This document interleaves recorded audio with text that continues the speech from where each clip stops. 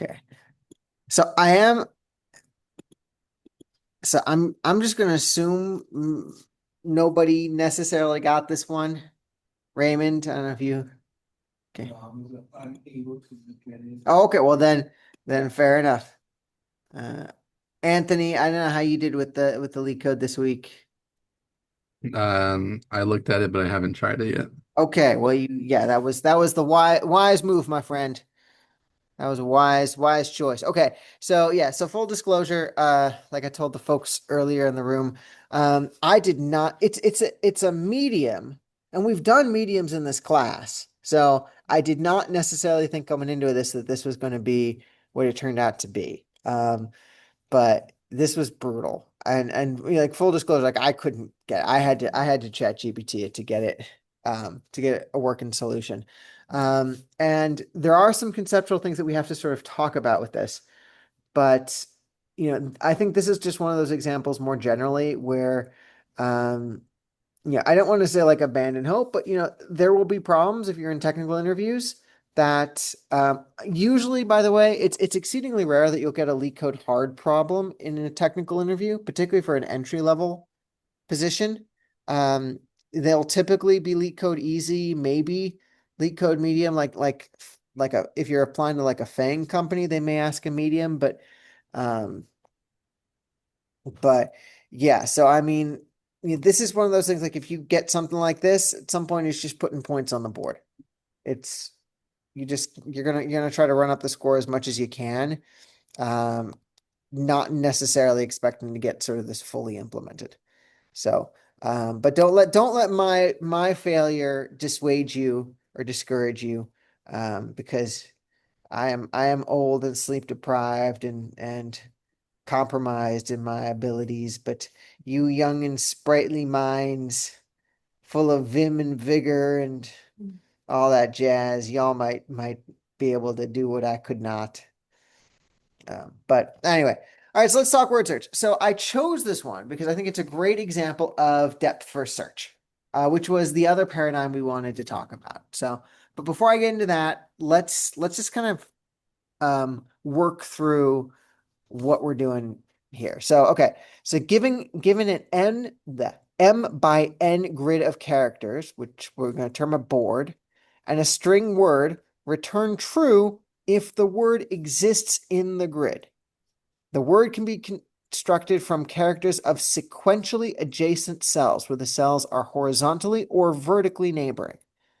The same letter cell may not be used more than once. So that's going to be a critical thing as we're building this out, because we cannot sort of, you can't go like if the word is a bab or whatever, you can't do A B and say, I have a word, right? That doesn't fly. Um, okay, so this is one of those things that's like superficially intuitive, but then when you begin to dig into it, it gets monstrously difficult. Let's look at this example here visually. You have a board, and by the way, when we talk about board, we're really talking about like a list of lists. Similar to when we were looking at like the number of islands problem. List of lists, where you have where the number of lists represent the number of rows, and then each list sort of represents columns. So you have list of lists. You have sort of a word here. In this case, it returns true because A, B, C, C, E, D, you can sort of traverse this way, right? So you sort of run through that there. Um, it sort of tells you, okay, the length, and it sort of actually gives you some basic ideas. We're going to replicate this, but it's worth sort of noting here. M we're going to use for the number of rows, because if you think about the way this is stacked, right, list of lists, it's kind of each list represents here. So the length of the overall list is the number of rows, right? Because each row represents sort of a list within the lists. Um, the number of columns is going to be the length of the individual lists within that. So these are the number of columns. This is the number of rows, right? Let me see here. So there are constraints on total size and total length, which is potentially helpful for us. Another big thing for us is only consists of lowercase and uppercase English letters. So, and I think I didn't solve for this, but I don't think we don't need to coerce like a lower or upper for these. It's an interesting question, but I think it doesn't consider it a match if it's a lowercase. It doesn't say that, but I didn't solve for it that way. I didn't do an explicit sort of conversion and it didn't yell at me. So I'm just going to say that that's probably the case. But that would be something to flag, right? That, you don't necessarily need to, you can make the assumption. And that's another thing when you're doing these algorithmic things. Assume what you're given, assume what you're not. So here we can assume if it doesn't match by case, it doesn't match. You don't need to do an explicit upper or lower conversion. Okay, so let me pause here, see if anybody has any sort of initial thoughts on how they go about tackling this. And let me stop sharing because I want to sort of whiteboard this a little bit. Okay. I'm going to sort of put the board here.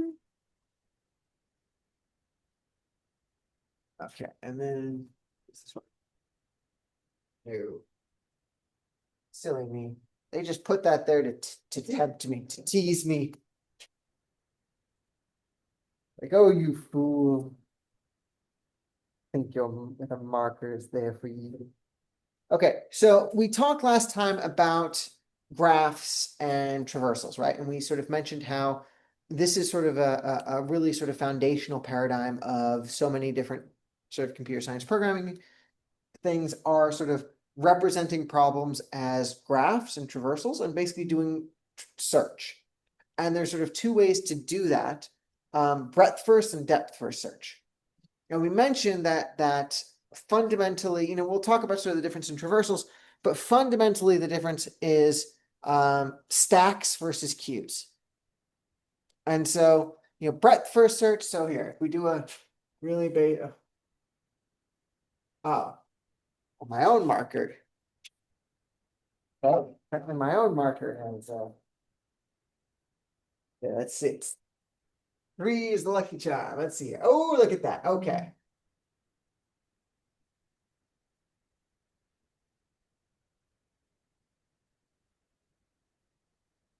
All right. So here we have a connected graph here. Okay, so breadth first search says you sort of expand it out. You use a queue, a line, which says basically first in, first out, right? So breadth first search is queue or first in, first out. So this says you essentially traverse the graph, you encounter this one, you expand out the other nodes, you put them in the queue, you say, okay, I'm going to explore this. Is my thing here? No, it's not. Let me expand out for the next layer. I'm going to load these into the queue. 4. Check if these are here. If I find my solution, great. If I don't, expand out further. And this becomes 5, 6, 7. So again, it's sort of traversed in terms of the order in which it's encountered. So that is breadth first search. Depth first search is a stack. Depth first search is last in, first out, right? I mean, literally think about like a stack of papers, right? You have a stack, you toss stuff on top of it. Whatever's on top, that's what you look at first. So whatever's being added, you're going first. So depth first is stack. It is last in, first out. So here, start here, same thing. Now I'm going to traverse down one thing. I'm going to traverse down a path. I'm going to say, okay, is it here? No. Okay, I'm going to keep going. Is it here? No. Okay, it doesn't work here. I'm going to backtrack, see if I have any other things. Oh, here's an option. Okay, cool. I'm going to go here. Anything else? Nope. Anything else? Yes, here. Okay, here. Anything else? Nope. Backtrack. Here, I've got another one. 6, 7. So that's depth first. All right. General sort of paradigmatic approaches here. So why, so I mean, right, spoiler, sort of threw this out up front.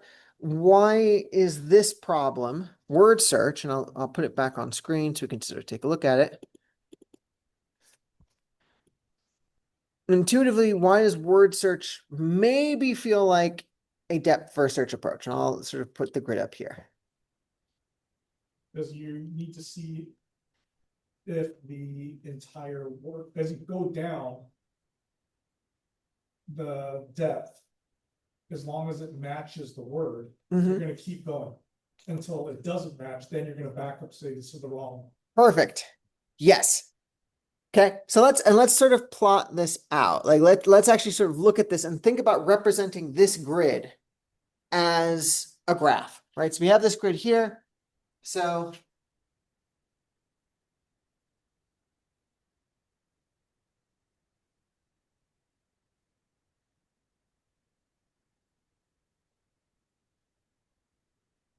we can start with A, right? Let's start in this corner. We know that the target word is A, B, C, C, E, D.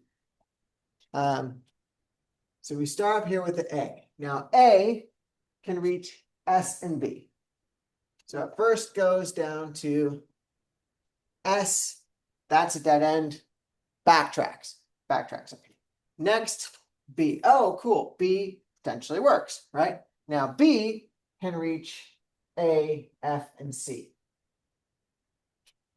But we know A,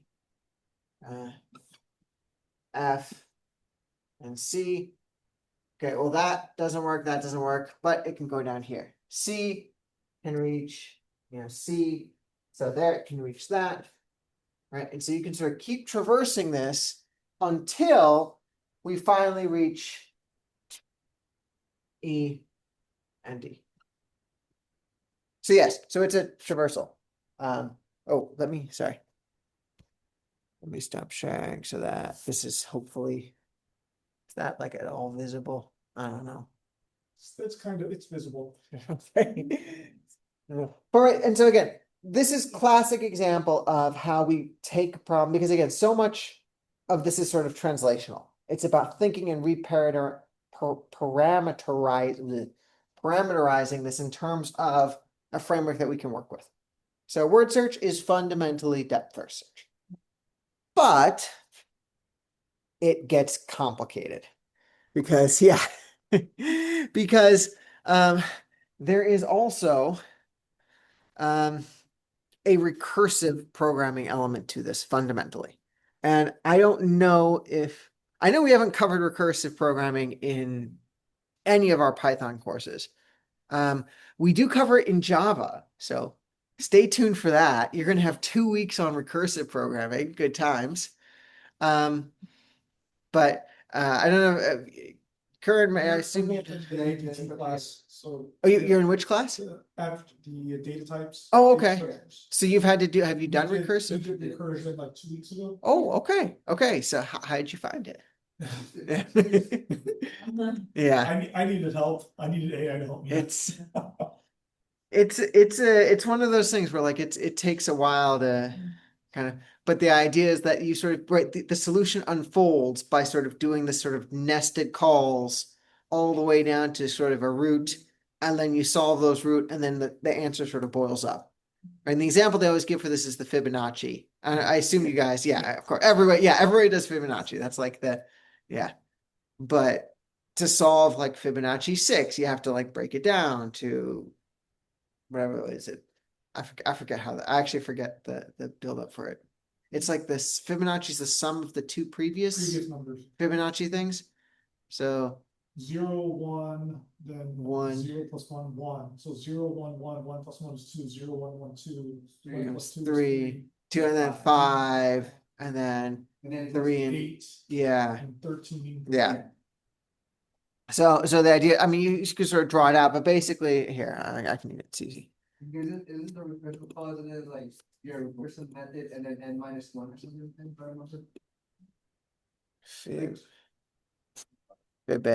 Oh god. Okay, Fibonacci sequence recursion. Okay, let me just find a nice little photo of it. Yeah, here's what I'm thinking of. Yeah. Okay, this is it. All right. So, right, in order to solve f of 5, you need to solve f of 4 and 3.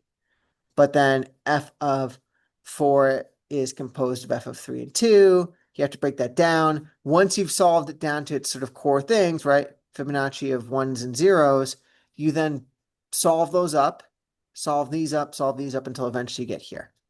Now, quick spoiler alert. This is sort of recursive, but this is also a very interesting case study for dynamic programming, which you've been flirting with for a few weeks. But this is sort of a classic example of this. And we've got enough to cover tonight that I don't want to get too sidetracked on dynamic programming. But the thing I'm going to just flag when you're looking at this is, do you notice how many repeating subsequences there are here?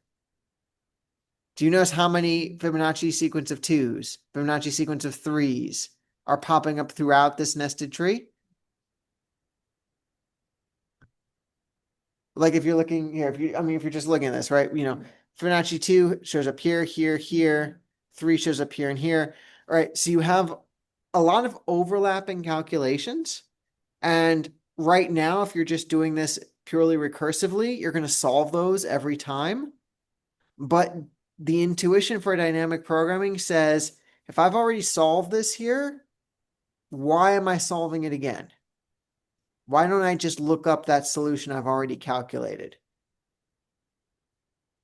Okay, deliberately not going there tonight. But I want to plant that seed just because we use this to talk about dynamic programming too.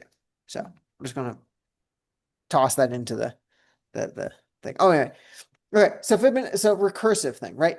We sort of go down, we sort of traverse down these things to sort of do that. And fundamentally, going back to our word search here, to say whether or not there's a solution here, we have to figure out whether or not this tile can spell the word A, B, C, C, E, D is really a question of, can some of its subtiles spell out B, C, C, E, D?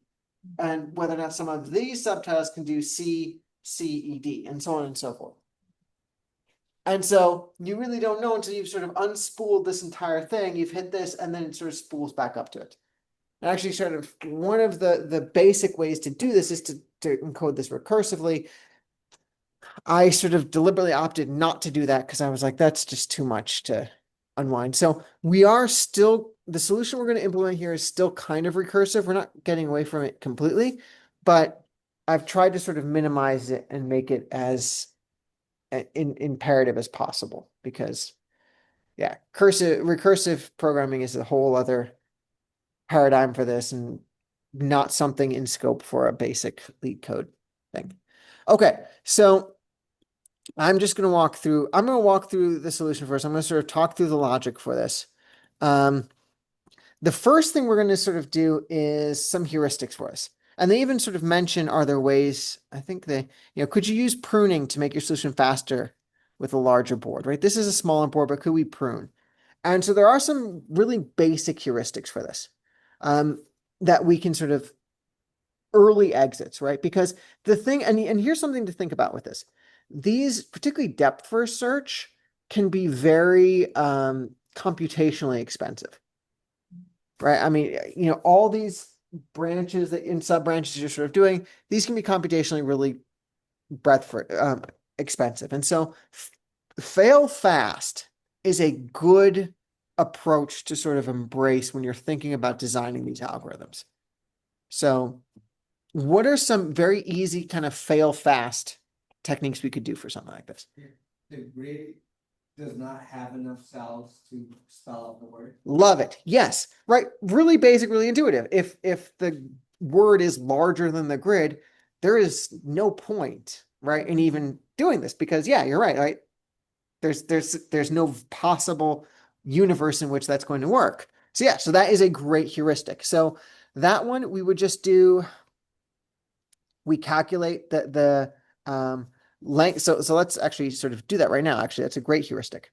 So let's do M and N equal. And so if you remember from our little thing here, M and N is just going to simply be length of, board, and then length of board 0, right? So that's going to show you the number of columns. That's going to show you the rows. So if you do that, once you have that, then you can sort of simply say if, and then we have the word itself. So if length of word, right? Because that's going to be, so we have board, we have the word coming. So if that is greater than, and so in this case, what's the total area of our grid? Times M times N, yep. M times N. So if that's the case, return false. Right? That's a really great heuristic. Exactly. Okay. Another easy heuristic for us is If there's no word. if there's no word, if there's no board, Oh, or if it's so good. So we are actually going to, that is something we're going to have to bake in. So I think you're thinking from last week, which is good because we're going to embed that logic in it. When it's out of bounds, don't traverse, as you're navigating your grid, don't go out of bounds. Another thing for us to do when we actually, and we'll do this, we're not going to do this up front, but we'll do this in the loop, is don't bother expanding out this sounds, it sounds kind of common sense, but it's sort of an explicit thing. Don't expand out the DFS unless you do a match on your initial one. Which again, it's a very intuitive thing, but right, again, like looking at this visually, if we know the first letter is A, there's absolutely no point in doing a DFS search here or here or here, right? Because there's only one viable thing. And in fact, there's an interesting heuristic you could try to do because I plugged in. I was like, what are some interesting heuristics? So one thing GPT mentioned that we could do is look at whether or not the tail letter or the lead letter is more common in your grid. And then depending on which one occurs more frequently, loop it that way. So basically, so if the tail letter, like let's say E shows up less often, reverse the word and then just run DFS from those.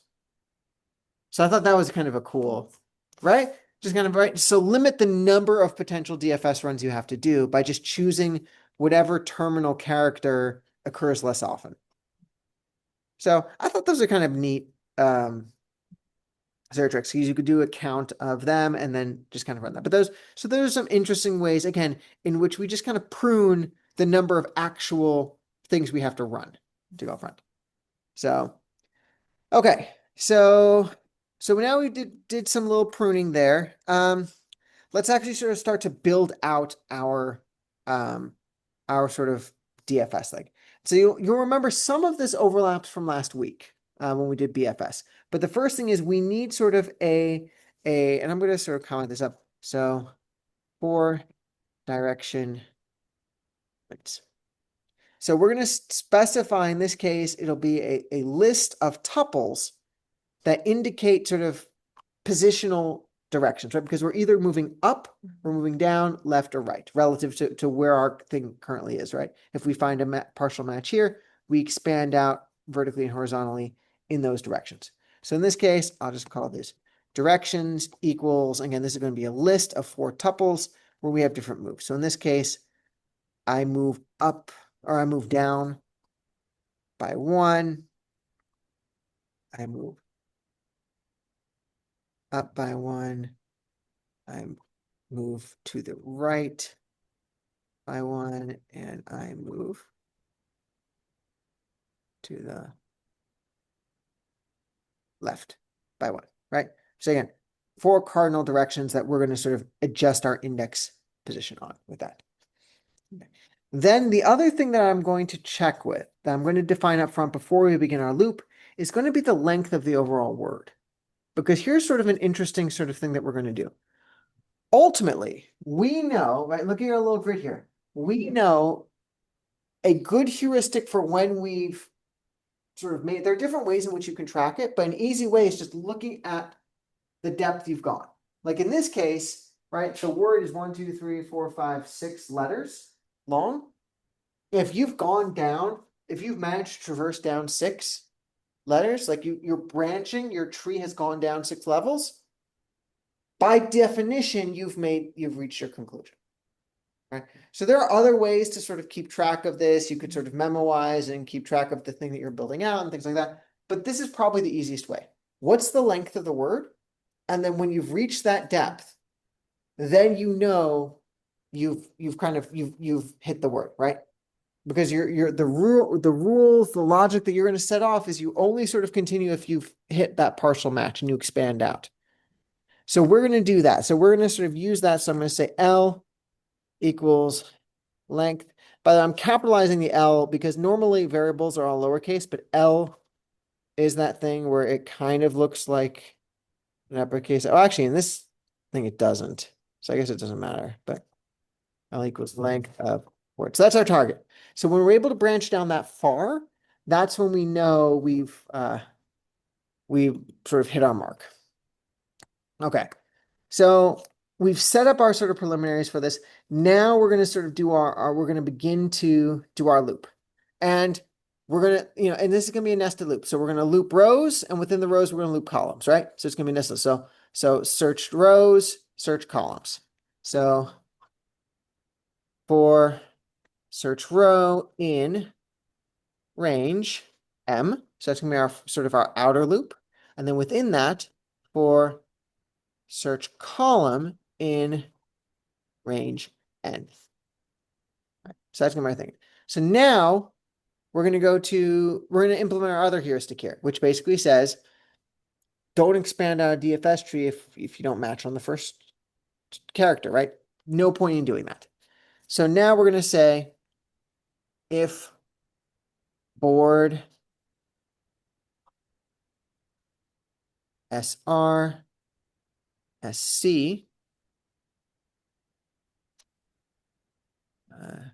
does not equal word index position 0.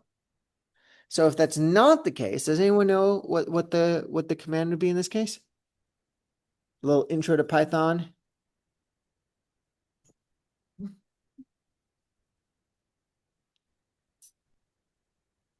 Is it a break statement? Is it something else? What do we do? Continue. Yes.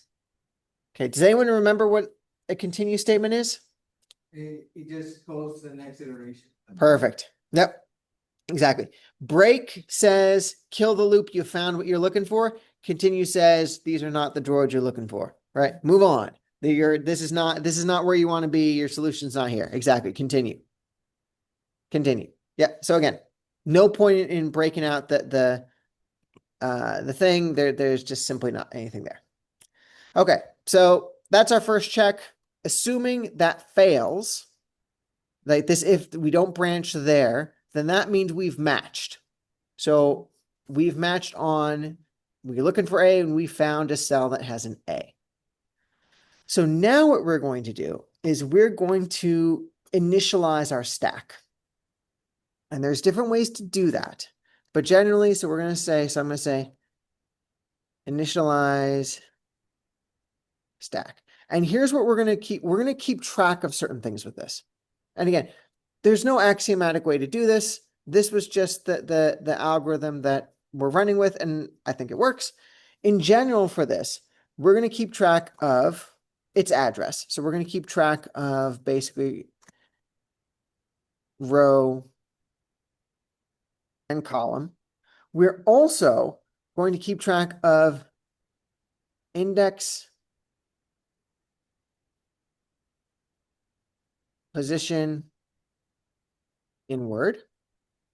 So, and this is going to be sort of a critical thing for us because remember, we want to track because as we're sort of looping through this, we want to keep track of how far along in the word we are, right?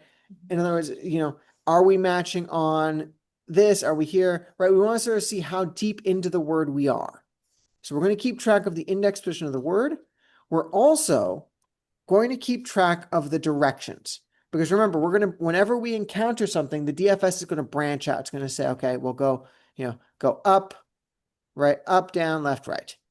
So, and those are four. And remember, we've created a list of directions. So index position 0, 1, 2, and 3. So that will keep track of where we've branched out, what we've branched, and what we haven't. So in this case, when you look at it, you'll be able to say, oh, you've branched up and down, you've looked there, but you haven't looked here, right? So the next one is going to go there. So so the next thing we're going to do is we're going to say direction index. And then finally and critically, we're also going to keep track of original value. And the reason for this is, and let me sort of go back here. When we pop out, because we can pop out, remember, we can pop out in 4 different directions. One of the things that we need to keep track of is we need to make sure that we don't double back. Right? So for instance, like if this, imagine that these are all C's, right? And you're here. And the next layer is supposed to be a C. Well, you already came here, so you can't, even though this is a match, you cannot backtrack. So one of the things that we're going to do is when we pop something out of the stack, when we're sort of evaluating it, when it's in the stack, we're going to say, okay, well, it's in the stack because we've traversed to get here, right? We've gone from here to here to here. When it's part of this branch, when it's part of here, we're going to replace its value with a temporary value to make sure that we don't backtrack accidentally, that we don't sort of revert back on it. But the critical thing is we don't permanently replace it. This is a little bit different than the BFS one with the islands. With the islands, remember how we flooded the map after we did that? Here, we're not going to necessarily flood it because it could still be part of the final path. It just might not be at part of the path we're exploring right now.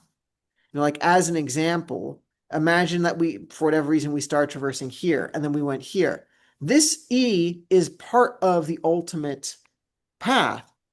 We just haven't gotten there yet, right? So if we're flooding this, if we're overriding this, then when we go back to A and we try to get to here, we're not going to do it because we've already sort of flooded it. So what we're going to do is when it's part of an active stack, we override to make sure we don't go back to it, but we're going to retain its original value so that when the stack is done, when we have exhausted a stack, when we've said, oh, right, the solution isn't here, we're going to revert it and basically sort of reset it and say, okay, maybe another path will lead here, but that one won't. So that's why we're going to keep the original value. We're going to store that original value for that. Okay. So that's what we're going to sort of, that is the data that we're going to be storing in our stack as we're working through it. Okay. So let's initialize our stack. I'm going to call it creatively enough. I'm going to just call it stack. And again, so this is going to be it's ultimately a list of tuples where each tuple represents sort of a layer in that stack. So in this case, it's going to be, we're going to initialize it with SR, SC, 0, 0, and whatever the board value is at this point, SR and SC, that is going to be our value.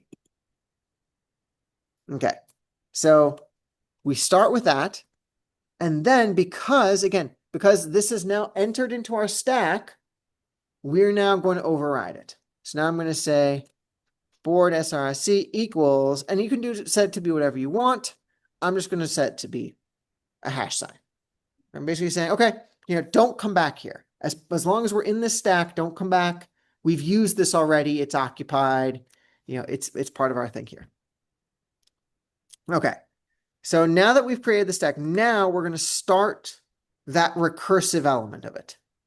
So I'm going to now say while stack, which basically says while the stack is active, right? While there's still sort of nodes in the stack. I'm now going to sort of store those original values. So I'm going to grab, in this case, it's stack index position -1. So it's going to be sort of the last input to it. I'm going to grab those values for it. And that's sort of the current sort of values for it. So I'm going to say, here's what the current values are. Because remember, those are things that are added in the end. So, because remember, last in, first out, right? And you remember the way this is built out, it's a little bit sort of unintuitive because we read left to right. But in fact, from a stack position, the last input, the thing that you've appended, that's top of the stack. So that's the current value. So it's a little bit sort of counterintuitive because we think in terms of first, top, but here it's that. So okay. So row, column, index, dimension, or direction, sorry, and then original value equals stack -1. So whatever's top of the stack, that's what we're loading. We're saying, hey, this is where we're at right now. This is what we're evaluating. Okay. So we're going to store those values here. So first thing we're going to look at here before we do sort of anything else is we're going to say, have we won? Have we sort of, and again, have we reached our goal here? Right at this point, so we pop out the last version of the stack. The first thing we're going to check is like, hey, did we solve this, right? Has done this. And so remember, we've already sort of defined our win condition here. And so essentially we know what the length of this is. So we're going to say if the index, right, that we're tracking here, so if I is equal to L. Did you mean double equal? Oh, yes. Thank you. L -1. Because remember, length, if you actually want to get to index position, it's going to be length -1, right? So if that's the case, then we're going to, so we can theoretically just end this here and we can just return true and be done with it. However, we could, generally speaking, you sort of want to restore the stack too. I don't know if we're going to, Actually, no, it wouldn't be L -1 because if we're on the last letter, we'd still be searching for it direction wise. So it's a good question, but so it's going to be, it's the index. That I think, so because it's conflating, so index of the letter and the size of it. So if you're on, so, and I'll sort of explain the logic for this. If you find the match, you increment it and then you expand out. And so the idea is at this point, you're sort of looking at it and you're saying, you can structure it differently. And I think that probably the way you would structure would be a little bit differently. But the logic here is going to be when you find the match, you increment, you append it to the stack, and then you pop, and then you sort of pull that value. And that's when you check it, if there's the win. So it's all a question of when you check the win. Checking, in this case, checking the last letter, you would be on the index prior to. Right, exactly. Yes, exactly. Yeah. So, but you could totally structure it that you expand out and then you immediately check and potentially return. So there's some logic here in my notes about just kind of resetting the stack. I don't know that I'm going to forego that right now. If it gives me any errors, I'll come back to it. But it's good housekeeping. So I'm just going to flag here that because, remember, you're not editing when I updated this, I'm not updating a copy. I'm updating the original. And I'm doing this for memory management, right? I'm not making a copy and then indexing sort of the copy, but I'm just noting that if I just return at this point, I've changed the map, right? This would read #### D. And so if for whatever reason I then want to reference that, that's not great. So there's a good housekeeping that says before you actually kind of return true and basically kind of halt your loop, first fix it. I'm going to forego that for the moment because I don't think that'll actually break the logic, but I'm just going to kind of flag that and say that that's what you probably should do. But okay, so, but yeah, so that if that condition fails, so if we haven't won yet, Now, the next thing we have to check is whether or not we have kind of reached a terminal point. So just as an example here, so let's say I reach here. So let's say this A. Let's say I'm starting to search here.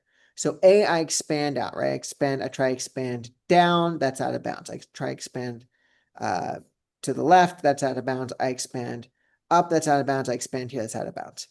Once I have exhausted that and I haven't found a match sequentially, I then traverse back up. I say, right, I've exhausted this route. This doesn't work.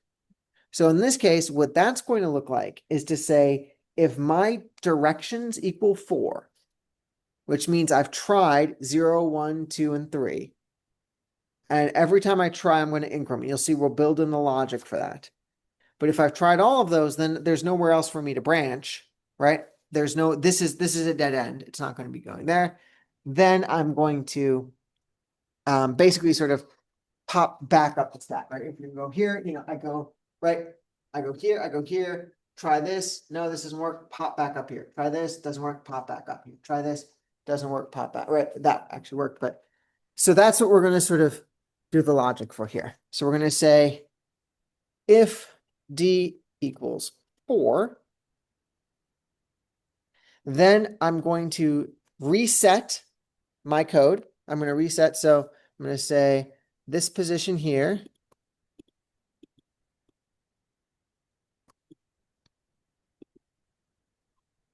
equals original and stack.pop.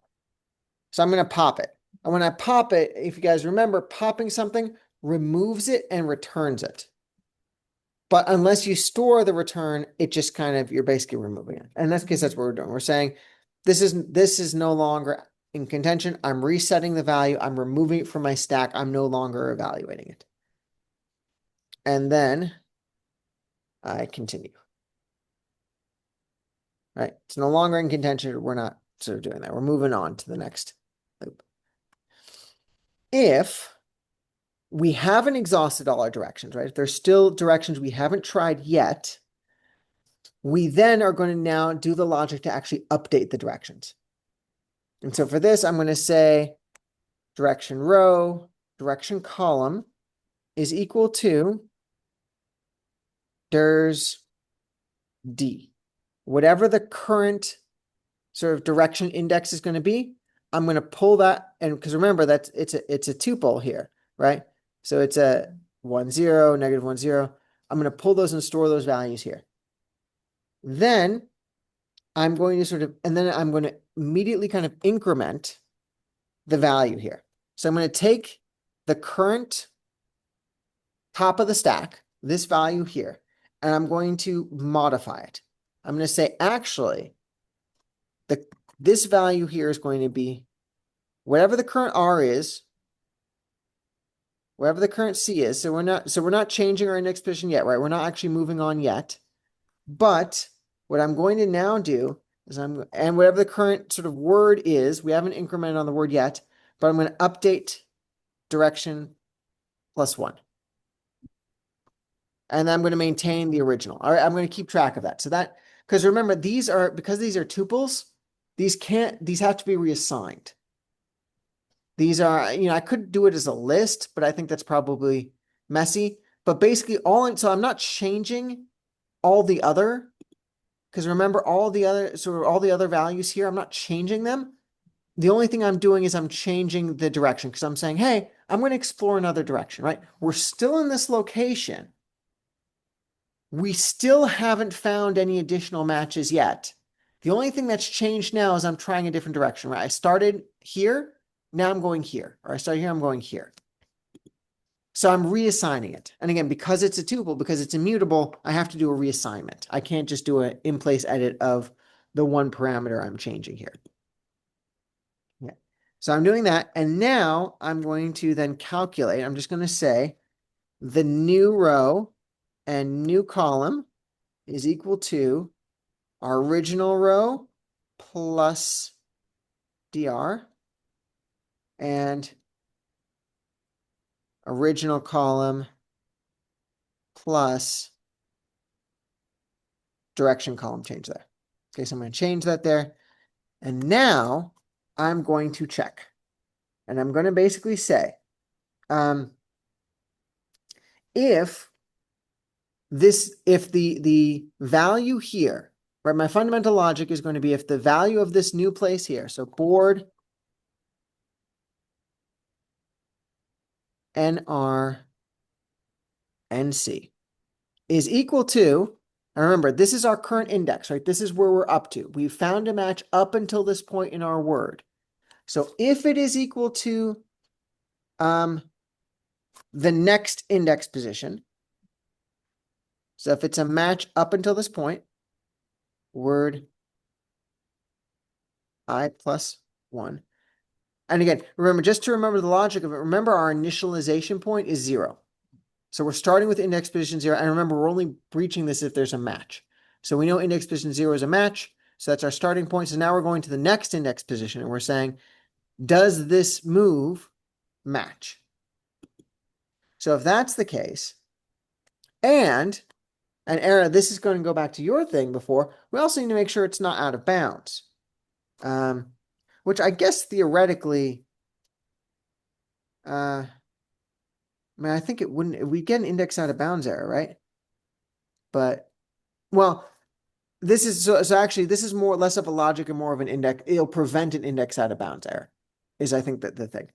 So I'm going to say if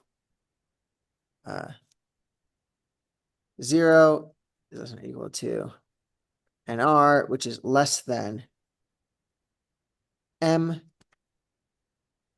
and so remember, be careful. This was a mistake I made last time.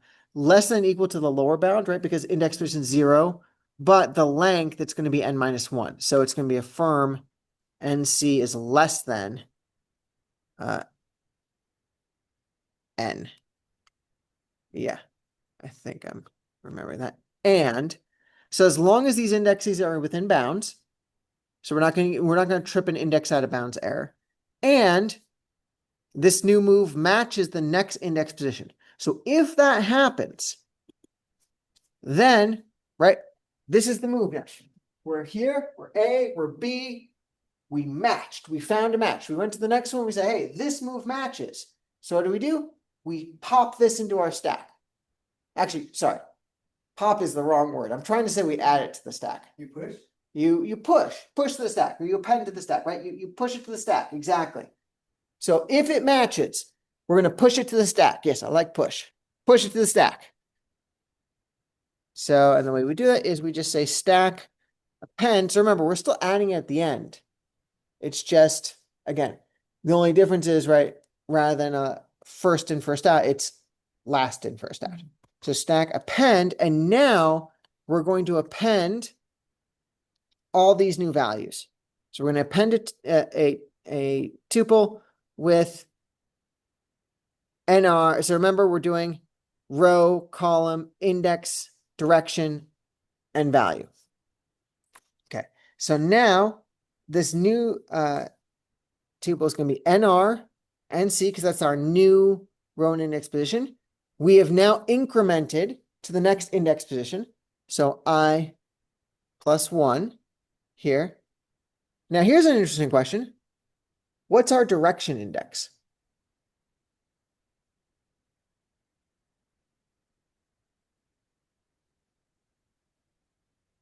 It's a hard question for 8 p.m. To be fully transparent. Does it reset or does it continue? And remember what we're doing, right? We're pushing a brand new thing in here, right? We've found a match from here to here. We're pushing this onto the stack. So it'll be D plus 1. Actually, it's a reset. And the reason is, so here's the interesting thing. We still need to maintain this direction, right? So let's say for this one, we already checked that way and that way it didn't work. So it's up to 2, right? Let's try that. This one is now, right? We haven't tried any of these yet. So this is going to be, so C is going to be 0, but this one, we still need to keep track of it. Because if this branch doesn't work, when we pop this node here, we still have to check here. So in its position in the stack, we're going to maintain, right? We're going to maintain its direction, but for our brand new one, we're going to create a brand new direction thing. So that's where this gets a little tricky. This carries over because we're keeping track of where in the progression we are. But within each one, we also have to keep track of, with our branching, have we, right, for this node, have we checked all of the branches? Because as we're going down DFS, when we pop back up here and we say, oh, we're still here, have we exhaustively searched all the other branches on it? So that's where that direction index is going to sort of keep us honest on that. So we're going to reset that. And then we're also, finally, we're going to then set its current position. Because remember, we're going to store that thing. This is a board. And C and R. So we're going to append it to there. And then, because this is now part of our stack, we're also going to hash it out, right? Because again, we don't want, because now this is a part of our path, we don't want us doubling back on it. So board NC NR equals hash. Okay. So now we can sort of hopefully sort of begin to see the recursive mechanism of this, right? So we can sort of see here, again, reiterating this sort of thing. And by the way, ultimately, if the stack returns empty, and make sure so if I arrange, where do I do my ultimate return? Do I do it within? I think I do it outside of the for loop. Yeah. Return false. I think I have that indented properly. It's a little hard to tell. I think that's right. Quick question. So for the direction, when it says board NC and R, that's the current node, right? That's where you're currently at. That's the story. Which line? Line 37, where it says for directions, how it's a This one right here? yeah. Board NC and R, that would be where you're currently at, right? So that would be that. So that, yes. So that's the brand new node that we're going to. So again, if we were at B, basically what we're doing here is we're expanding out. We're sort of saying, okay, I'm going to look at what the current direction is. If it's not 4, I expand out whatever the current direction is. And then, I update that thing. I see if there's a match and I test that. I'm saying, is there a match here? I'm looking for C. That's the next index position. Does that match? If it does match, that's what that logic is. Then I add this to the stack. I append it to my stack. It becomes the new top layer of my stack. And I've created that brand new entry there. So, and again, right, at this point, the cool thing about this stack is I've sort of kept everything below it, right? The cool thing is I don't pop a layer of a stack until I've completely exhausted all of its sort of potential branches. So, right, this is the mechanism to kind of keep going, but then you'll sort of see here. So again, looking through the logic here is we loop through this here. We look to see, again, only if there's a match on the initial index position. If there is, we pop it into our stack with that initial value. We haven't done any direction yet, and we comment it out. Then we take whatever the current value is. We test to make sure we haven't actually won. Then we check to see if we've exhausted the stack, if we've exhausted that particular entry in the stack. If we have, we pop it and move on to the next one, right? We go back up the stack. If we back up the tree. If we haven't, we try the next direction. We expand that out. We test to see whether or not it meets the next index. If it does, we then add it to the stack. It becomes our new path. and then we begin expanding out that way. And again, and then once that particular branch fails, we pop it back up. We can keep trying, pop it back up, keep trying, keep trying, keep trying until eventually we succeed. Okay, let me run this and see if it'll actually work. Just typing it out like that. Yeah, of course there's a runtime error. Where did I, line 36. Okay, yeah, there's a syntax error. Okay, if there's and oh yeah, double equals. Because it's a logic test. Another error. Okay. Shock of hand. What's wrong with my syntax for this? Stack dot append. I'm appending a tuple here. That is, oh, I reversed these. That would do it. Row and C. That would do it. Oh, come on. Oh, yeah, yeah. Row and then C. Yeah, yeah. So I made the same mistake.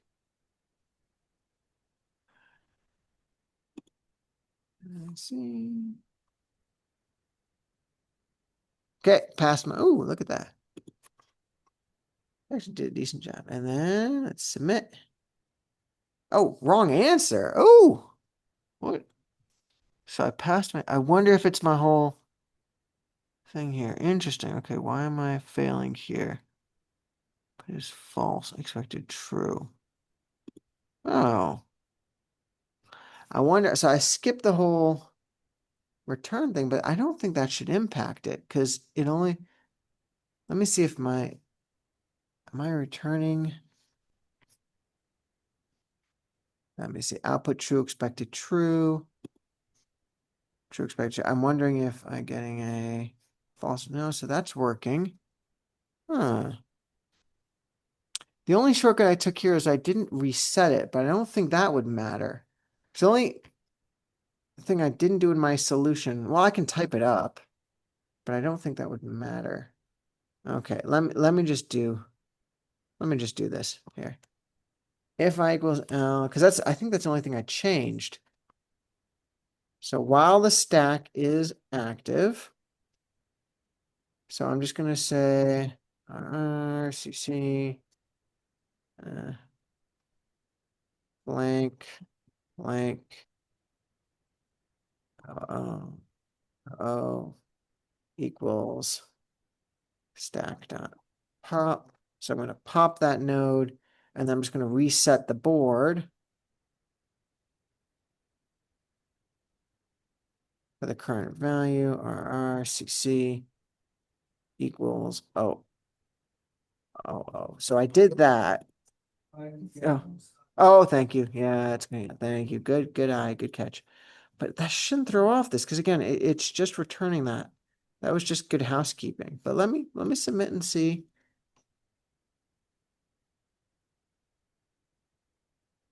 Okay, still getting false things. Okay. 71 out of 80. Okay. Sorry, let me then check my notes. What on earth did I do?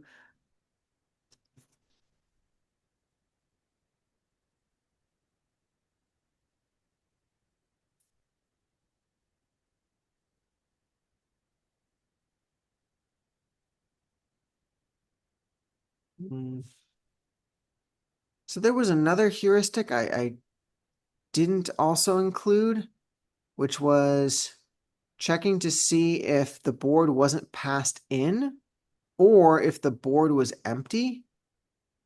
But I don't think that would fail here. Okay, so let me sort of see here. A, B. So A, B, right? So this should work. I can see, you can just see it would pass here. Or would it? Actually, I'm not sure. It would do A, B. Yes, it would pass that way. Is my traversals wrong? 191. Yeah. Well, this is puzzling. All right, sorry. Let me look at my notes in depth here. Because I really thought I just replicated what I had previously.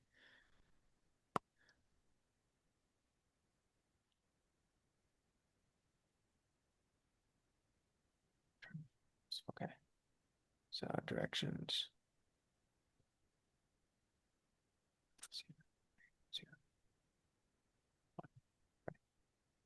L equals length word.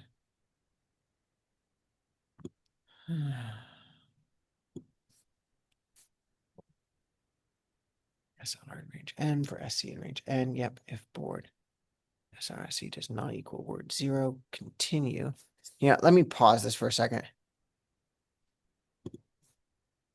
So yeah, so what was doing specifically? Okay, so here was, so what was happening here was I was resetting so what I should have done, right? So the point of this step right here is to reset the current cell in the stack. And so it was saying that what, the current stack, it's not right. I've exhausted the current sort of cell in the stack. I'm going to pop it and then reset it.